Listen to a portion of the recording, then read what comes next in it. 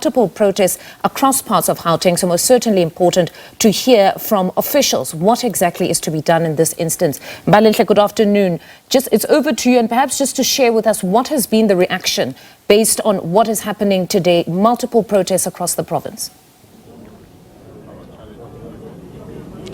Well, Mfundo, what I can definitely tell you is that what is happening in the streets of Gauteng, not only in Westbury as well as Ebony Park, has really overtaken today's proceedings. Today's event is an international event which has now been delayed as a result of this interview. However, we did speak to the Premier, who is going to give us a reaction. The Mayor is also standing right next to him, and they're going to give us a reaction as to what they have to say about what's happening on the streets. The streets of Gauteng are burning, Premier. Today is an important event, but unfortunately what's happening in the streets has now taken over. Your thoughts on this? Thanks so much for the opportunity. No, we acknowledge and profusely apologize for this unfortunate turn of events. These are matters that we are grappling with almost on a daily basis. The reality is that our people are unemployed. And if they are unemployed, it does not mean we must deny them water, we must deny them electricity, we must deny them access to sewer. It means must have a balance of ensuring that those that are not capable to pay for services continue to have services. But unfortunately, the numbers are increasing, and there are many people that are coming to our province. Our infrastructure is aging. Municipalities are finding it very difficult to rebuild new infrastructure. The demon of corruption as well cannot be ruled out, where there are people that continue to connect illegally, continue to have corrupt practices of removing money from those that are willing to pay. So it's a combination of these things, but I can assure you the matter of what has been brought to our attention. The Executive Mayor has brought some immediate suggestions that he wants us to attend to bring all the water suppliers, especially Rand Water.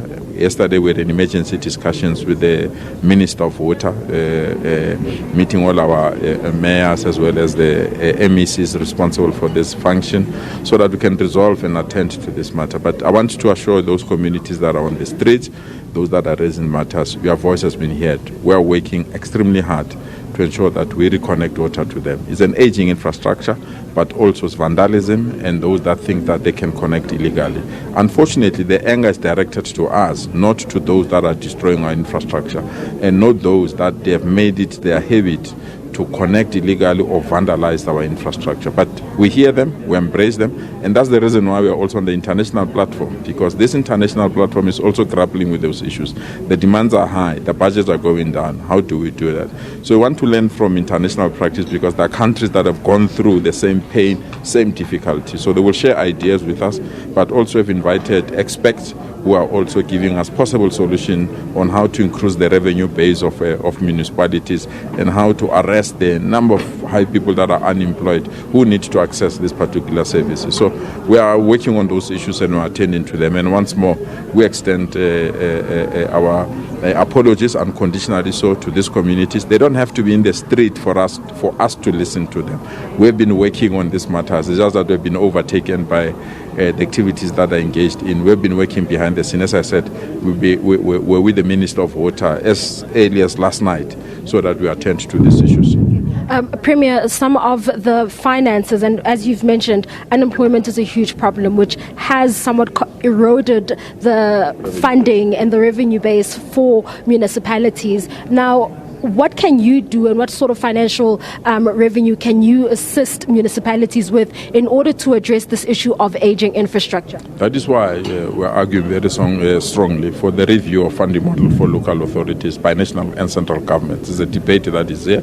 That is why we are of the strong view that there must be some form of regulation and control. Me and you can afford to pay electricity. We no longer take electricity for the main grid. We have put our own solar system. That affects municipalities. So it's not only the poor only, even the rich are deserting municipalities, and municipalities therefore are left to fend on their own, which is extremely difficult. So we have to create jobs, we have to grow the economy, we have to create opportunities. That's the only way, because if you don't do that, the situation that you see in the west of our city or in Ebony Park, they'll continue to be on our screens because these are realities that confront our people. People want, when they open the tap, there must be water. Whether they're employed or unemployed, they want water. Whereas we have to confront people that are vandalizing our system, destroying our system, and most unfortunate, openly stealing water illegally and creating problems for municipalities.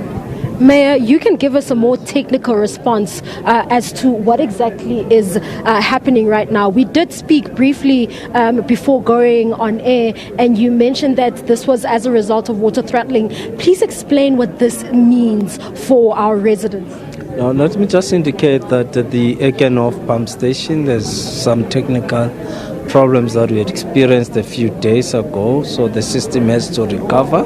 It will take time for it to recover, and it forces us to do throttling to allow the system to recover, and that is what we're experiencing in the north, in the Ivory Park area, and this side in Western area, and of course in Rivali and those areas, because those ones are supplied through the commando system, which supplies a much bigger area in Johannesburg, and that is why we're affected.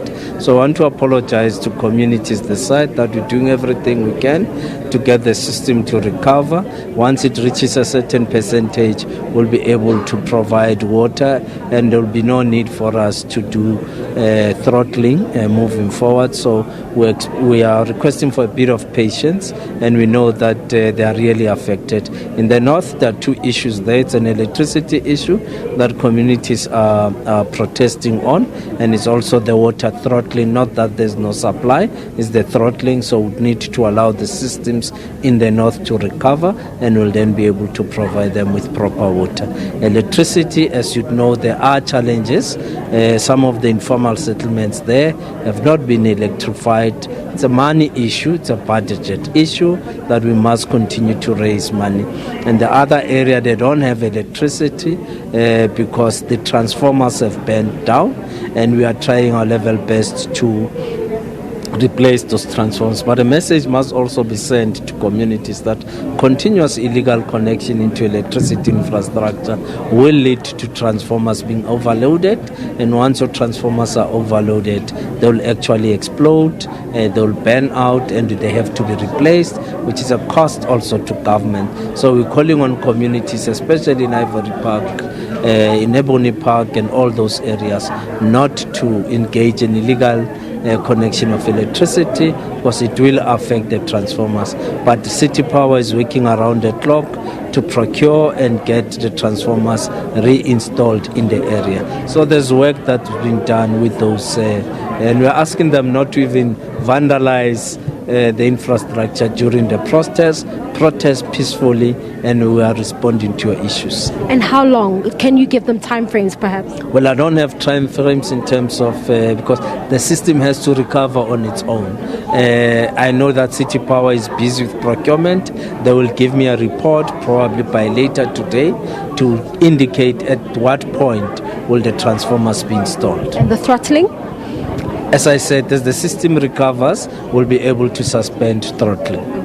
Thank you. There you have it, reaction and the responses from both the Premier as well as the Mayor, just giving residents an explanation as to why they have been experiencing water challenges on the sidelines of a global event ahead of the Urban 20 Mayoral Summit, which is due to kickstart on Friday. Here, this is where they're going to be discussing challenges pertaining to metros and how best to assist and ensure that they are in sufficient funds to assist and ensure that they attend to infrastructure challenges in municipalities and to prevent problems such as what we are seeing right now with the water and electricity. For now, it is back to you in studio.